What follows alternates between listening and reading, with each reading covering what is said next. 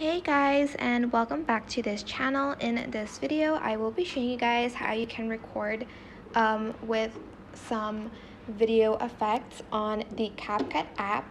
So to do so, you are going to select the camera button here, and then you're going to point at like the object or the person, whatnot, and then you're going to select effects, and you're just going to select the effect that you want, for instance like this one, and you also have this other instant photo one. There's just a lot of options you can choose from, and once you're done you can either take a photo or record it like that, and then once you're done just press the check mark button.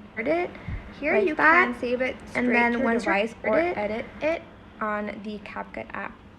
That's it. I hope this tutorial was helpful for you guys. Don't forget to like, comment, share, and also subscribe to this channel if you haven't done that already. If you have any questions, just leave it in the comment section down below and I will try my best to answer them all for you guys. And if you found this video helpful, please click the thanks button above the description box down below. Thank you so much for watching. Bye!